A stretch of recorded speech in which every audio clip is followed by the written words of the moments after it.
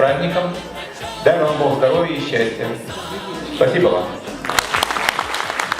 Спасибо за сотрудничество, здоровья и успехов в нашем общем деле. Мы благодарим этот колледж за то, что они продвигают казачью культуру, участвуют в наших мероприятиях, к которому Союза казаков Удмуртии подписано соглашение о совместной работе.